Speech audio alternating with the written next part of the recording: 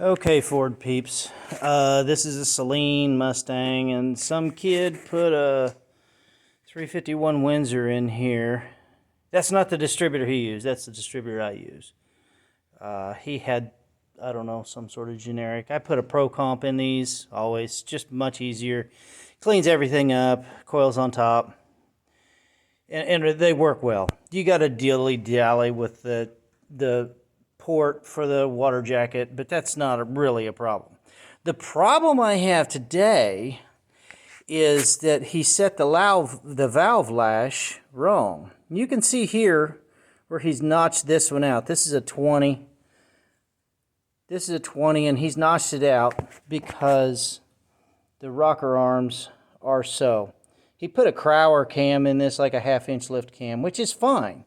Now, you got to be careful because some of these Windsor heads have low clearance and they have a standoff and you have to shim them. The Cleveland heads, most certainly. But my problem is that when I get down here and you can see how much movement that has up and down. That is not 20 thousandths, and you want 16 and 18, depending on if it's a hydraulic. If this is a hydraulic, we're going to set them a little closer to 10, but that thing just slips right in out. That's a 20, so we're looking at 25, maybe 30 thousandths, which is going to just beat the snot out of the camshaft and all the hardware, the lifters. I worry that the lifters are beat all to hell, but I don't know. I probably have to pull this intake and look, but we're going to.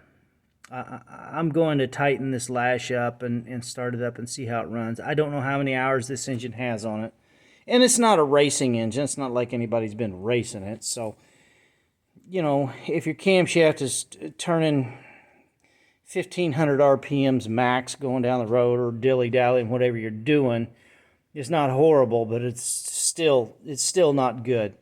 So just a heads up, you definitely want to notch your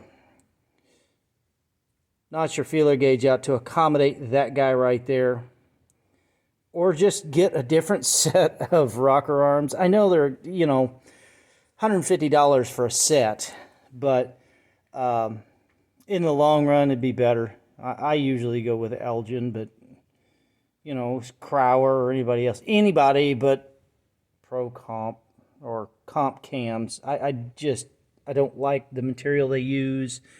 The hardware is cheap. But this is all factory stuff. And I took the other valve cover off. It's got the same problem. It's got 25 to 30 thousandths lash in it. I don't understand where the disconnect was, and he only notched the one at 20, suggesting to me that it's possibly a solid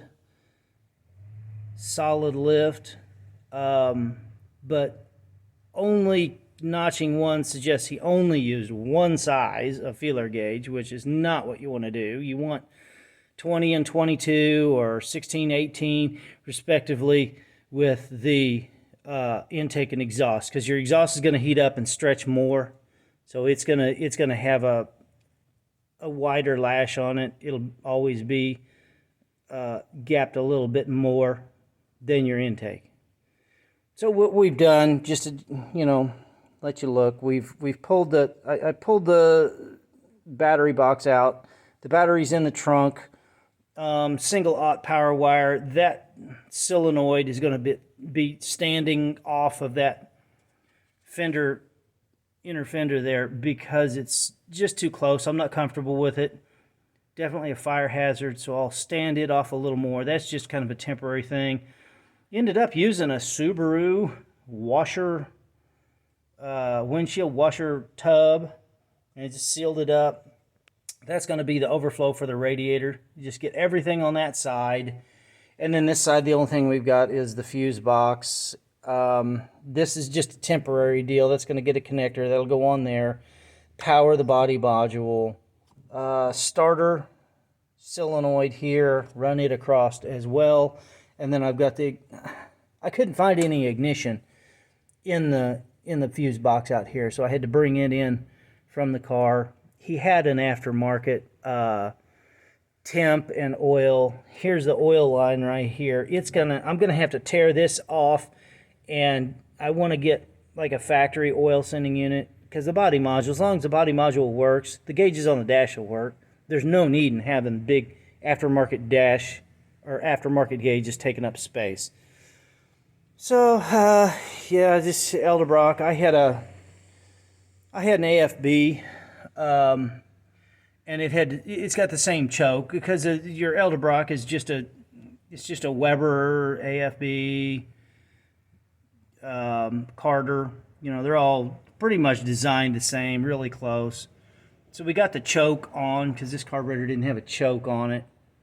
Got it dialed in. I got to get a bracket for that accelerator cable, because that is not really going to work. The cable's in a bind, because the V6 that was in here sat a little further forward, I'm guessing.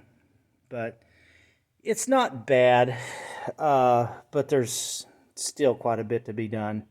It looks pretty clean. I think I'll get rid of that bracket down there for the old overflow, and put the fan back on here, and put one of the thermostatic switches on for the fan, and maybe wire it to a constant over there. I'll fuse it and wire it to that solenoid so it's hot all the time, but it's fused.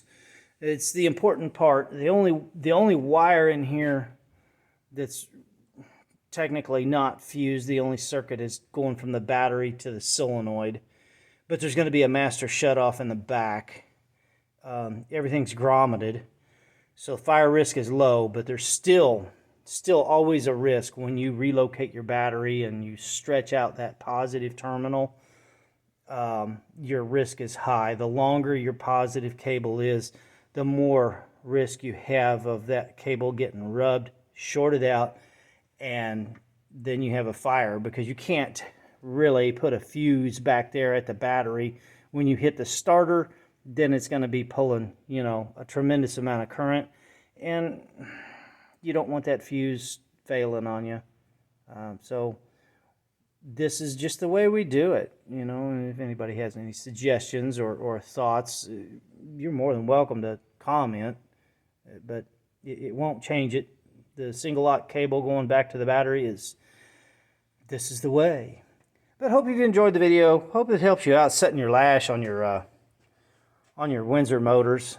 Always make sure that you take a look at that rocker arm and feel it by hand. You should know what 20 thousandths is, roughly, by hand. And 10. Difference between 10 and 20 is a lot. So keep close attention to the valve train. You do not want to destroy your camshaft. Have a good one.